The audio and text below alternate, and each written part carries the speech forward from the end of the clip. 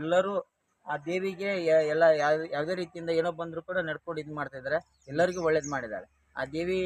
ಯಲ್ಲಮ್ಮ ದೇವಿ ಅಂದ್ರೆ ಚಾಲುಕ್ಯರ ಕಾಲದಿಂದಲೂ ಕೂಡ ಈ ದೇವಿಯ ಮಹಿಮೆ ಮಹಿಮೆ ಅಲ್ಲಿಂದಾನೇ ಇವತ್ತು ಈ ದೇವಿಯ ಆಶೀರ್ವಾದ ಪಡ್ಕೊಂಡೆ ಚಾಲುಕ್ಯರು ಹೋಗ್ತಾ ಇದ್ರು ಇದಕ್ಕೆ ಅಂತ. ಚಾಲುಕ್ಯರ ಸಮಯದಲ್ಲಿನೇ ಆವಾಗ ವಿದ್ಯುತ್ ಸಮಯದಲ್ಲಿನೇ ಆಡಳಿತ ಚಾಲುಕ್ಯರ ಸಮಯದಲ್ಲಿನೇ ಈ ಸ್ಥಳದ ವಿಶೇಷ ನೋಡ್ತಾ ಇದ್ರೆ ಈ ಸ್ಥಳದ ವಿಶೇಷ ತುಂಬಾ ವಿಶೇಷವಾದಂತಹ ಸ್ಥಳ ಅಂತ ಗಮನ ಇದೆ. ಎಲ್ಲರಿಗೂ ಚಿತ್ತವನ್ನು ಈ ಕಡೆ ಸೆಳಿತಕ್ಕಂತ ಸ್ಥಳ ಇದು. ಯಾಕಂದ್ರೆ ಇಲ್ಲಿ ಸುತ್ತಲೂ ಗಿಡಮರಗಳಿದೆ, ಜೊತೆಗೆ ಇಲ್ಲಿ ಈ ಗಿಡಮರಗಳಲ್ಲಿ ವಿಶೇಷವಾದಂತಹ ಒಂದು ಆಕೃತಿ ಇರತಕ್ಕಂಥ ಗಿಡ ಇಲ್ಲಿ ಪಕ್ಕದಲ್ಲಿ ಇರೋದ್ರಿಂದ ಇದರ ವಿಶೇಷ ಇನ್ನೂ ಜಾಸ್ತಿ ಆಗ್ತಿದೆ ಅಂತ ಅನಿಸುತ್ತೆ. ಈ ಗಿಡಗಳ ಬಗ್ಗೆ ಹೇಳ್ಬೇಕಾದ್ರೆ ಏನ್ ಹೇಳ್ತೀರಿ? ಹೌದು, ಈ ಮರ ಎಷ್ಟೋ ತಲೆಮಾರಿನ ಹಿಂದಿರುವಂತದ್ದು. ಈ ಮರ ಆ ಮರದ ಅಡಿಯಲ್ಲೇ ಹುತ್ತಿರ್ತದೆ ಮೊದಲು.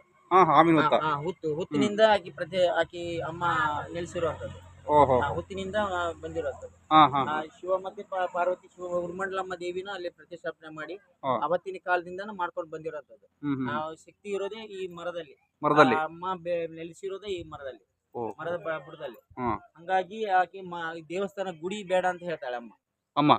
ಯಾವಾಗ್ಲೂ ಈ ಮರದ ಕೆಳಗನೆ ಉರ್ಮಂಡಲಮ್ಮ ಆಗಿ ನಾನು ದೇವಸ್ಥಾನ ಕಟ್ಟಬಾರ್ದು ಅಂತ ಹೇಳಿ ಬೇಡ ಅಂತ ಹಿಂಗೆ ಹೇಳ್ತಾಳೆ. ದೇವಿಯ ವಚನ ಆಗಿದೆ. ಹೌದು, ನಮ್ಮ ಊರಿನ ಗುರು ಹಿರಿಯರೆಲ್ಲ ಕೇಳಿದ್ರು.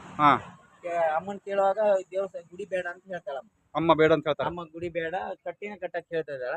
ಅದಕ್ಕೆ ನಮ್ಮ ಊರ್ ಗುರು ಹಿರಿಯರೆಲ್ಲ ನಾವು ಮಾತಾಡಿದಾರೆ. ಆದ್ರೆ ದೇವಿದು ಒಂದು ಕುರು ಇರೋದ್ರಿಂದ ಆ ಅಮ್ಮನ್ ಮುಟ್ಟೋದಕ್ಕೆ ಸ್ವಲ್ಪ ಎಲ್ಲರಿಗೂ ಭಯ. ಇತಿಹಾಸದಿಂದ ಬಂದಿರುವಂತ ಅಮ್ಮ ನಮ್ಗ್ ಮುಟ್ಲಿಕ್ಕೆ ಭಯ ಅಂತ ಹೇಳಿ ಎಲ್ಲರೂ ಸ್ವಲ್ಪ ಭಯ ಭೀತಿ ಒಳಗೆ. ಹೀಗಾಗಿ ದೇವಸ್ಥಾನ ಬೇಡ ಅಂತ ಹೇಳ್ತಾರ ಅಮ್ಮ. ಗುಡಿ ಕಟ್ಟೋದ್ ಬೇಡ ಅಂತ ಹೇಳ್ತಿದ್ದಾರೆ. ಯಾಕಂದ್ರೆ ಇಲ್ಲಿ ಮರಕ್ಕೆ ಯಾವ್ದು ಡ್ಯಾಮೇಜ್ ಆಗ್ಬಾರ್ದು. ಮರ ಈಗ ಗುಡಿ ಕಟ್ಟೋದಾದ್ರೆ ಮರ ಡ್ಯಾಮೇಜ್ ಆಗುತ್ತೆ. ಅಂತದ್ರಲ್ಲಿ ಈಗ ಏನು ಮಾಡಕ್ ಸಾಧ್ಯ ಆಗ್ಲಿಲ್ಲ. ಅದಕ್ಕೆ ಆ ದೇವಿ ಅಲ್ಲೇ ನಾನು ಮರದ ಕೆಳಗೆ ಇರ್ತೀನಿ, ದೇವಸ್ಥಾನ ಬೇಡ ಅಂತ ಕಟ್ಟಿ ಮಾತ್ರ ಇದನ್ನ ಅಮ್ಮ ಯಾವ ಮೂಲಕ ಹೇಳಿದಾಳ ಇದನ್ನ? ಈ ಗದ್ಗೆ ಮೂಲಕ. ನಮ್ಮ ತಾಯಿಯವರು, ನಮ್ಮ ಅಜ್ಜಿಯವರು ಎಷ್ಟೋ ತಲೆಮಾರಿನಿಂದ ಅಲ್ಲಿ ಇದೆಯಲ್ಲ ದ್ಯಾಮಮ್ಮ ದೇವಸ್ಥಾನ, ಅಲ್ಲಿ ಗುಡಿ ಇದೆಯಲ್ಲ ಅದು ದ್ಯಾಮಮ್ಮ ದೇವಸ್ಥಾನ.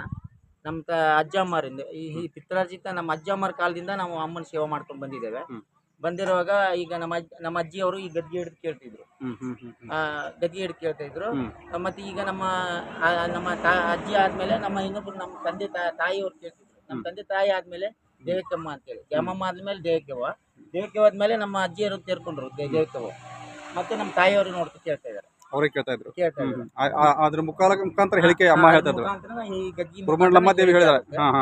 ಹೇಳಿಕೆ ಕೇಳ್ಕೊಂಡು ಏನ್ ಮಾಡ್ಬೇಕು ಏನ್ ಬೇಡ ಅಂತ ಅಮ್ಮನ್ ಕೇಳ್ಕೊಂಡು ಹೇಳ್ತಾರೆ.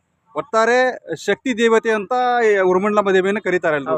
ಇಲ್ಲಿ ಯಾರೇ ಹೋಗ್ಬೇಕಾದ್ರೂ ಕೂಡ ಪ್ರಯಾಣಕ್ಕೆ ಇಲ್ಲಿ ನಮಸ್ಕಾರ ಮಾಡ್ಕೊಂಡೇ ಮುಂದೆ ವಾಹನ ಹೋಗುತ್ತೆ. ಬನಶಂಕರಿ ದೇವಸ್ಥಾನಕ್ಕೆ ಹೋದ್ರು ಕೂಡ ಇಲ್ಲಿ ಬಂದೇ ಹೋಗ್ತಾರೆ. ಈ ಕಡೆ ಯಲ್ಲಮ್ಮ ದೇವಸ್ಥಾನಕ್ಕೆ ಹೋದ್ರು ಕೂಡ ಇಲ್ಲಿ ಬಂದೇ ಹೋಗ್ತಾರೆ. ಈ ಕಡೆ ಯಾವ್ದೋ ಒಂದು ಕಾರ್ಯಕ್ರಮ ನಮ್ಮ ಊರೊಳಗಾಯ್ತು, ಸುತ್ತಮುತ್ತ ಹಳ್ಳಿ ಒಳಗಾಯ್ತು, ಏನೋ ಮಾಡಿದ್ರು ಮೊದಲು ಉರ್ಮಂಡಲಮ್ಮ. ಆ ಉರ್ಮಂಡಲಮ್ಮನಿಗೆ ಮೊದಲು ಮಾಡ್ಕೊಂಡ್ ಬಂದ್ಮೇಲೆ ಉಳಿದ ದೇವಸ್ಥಾನಕ್ಕೆ ಮಾಡೋಣ ಪೂಜೆ. ಆಮೇಲೆ ಮೊದಲು ಊರ್ ಕಾಯೋಕೆ ಆಕಿ, ಊರು ಕಾಯೋಕೆ ಊರು ಮಂಡಲಮ್ಮ. ಇಡೀ ಮಂಡಲ ಕಾಯೋಕೆ ಉರ್ಮಂಡಲಮ್ಮ. ಆಕೆ ಹೆಸರು ಬಿದ್ದಿರೋದೇ ಇತಿಹಾಸದಿಂದ. ಚಾಲುಕ್ಯರ ಆಳ್ವಿಕೆಯಲ್ಲೇ ಉರ್ಮಂಡಲಮ್ಮ ಅಂತ ಹೆಸರು ಬೀಳ್ಬೇಕಾದ್ರೆ ಊರನ್ನ ಕಾಯುವಂತದ್ದು ಇಡೀ ವಿದ್ಯ ಮಂಡಲನ ಕಾಯುವಂತ ದೇವಿನೇ ಉರ್ಮಂಡಲಮ್ಮ. ಅದಕ್ಕೋಸ್ಕರ